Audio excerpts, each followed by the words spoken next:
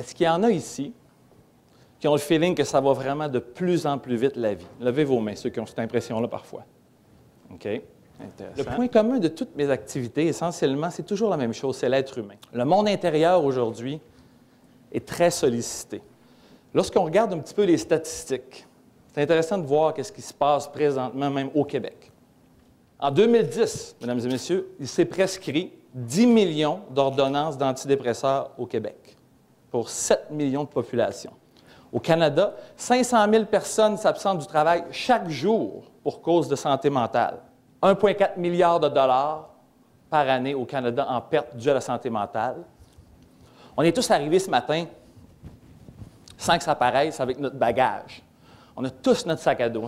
On arrive avec notre éducation, notre enfance, nos bons coups, nos moins bons coups, nos joies, nos peines, nos souffrances, et aussi notre lot d'émotions moins bien gérées. C'est que ces émotions-là non bien gérées entrent entre nous et notre propre bonheur, souvent. La qualité de ma vie est directement proportionnelle à la qualité des émotions que j'entretiens au quotidien.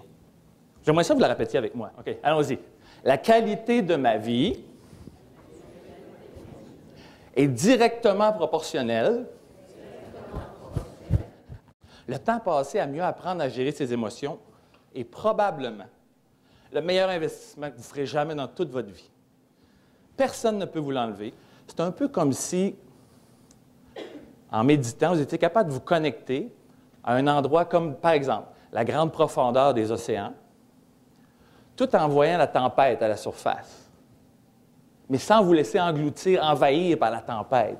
Vous êtes capable d'avoir un petit peu de recul et de voir qu'est-ce qui se passe et de laisser parfois juste la tempête passer. Pardon? Puis on entend qu'ils se disent déjà « Oui, mais j'ai pas le temps. J'ai pas le temps.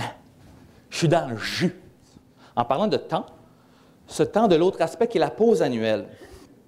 J'ai découvert que c'est très difficile pendant qu'on court, pendant qu'on est dans le jus, là, de réfléchir à qu'est-ce qui marche bien. Parce que je n'ai pas le temps. Je suis déjà surchargé. Il y a deux personnes en vous. Il y a celle qui est le travailleur, qui bûche, qui travaille à la machette, coupe des arbres, puis qui prend du temps. Chaque jour, il l'aiguise en plus. Ça coupe. Mais, en même temps, vous avez besoin de quelqu'un qui est le manager de votre vie, qui, lui, doit monter sur une échelle, à regarder et dire « Oh! Mauvaise jungle! On tourne de 90 degrés! » Ou on change de direction de 5 degrés. Prendre une pause de recul, ça vous permet de voir qu'est-ce qui se passe. Voir d'où vous arrivez, où vous êtes aujourd'hui, mais surtout où vous allez demain. Sur ce, merci beaucoup. À tout à l'heure. Jean-François Allard, mesdames et messieurs.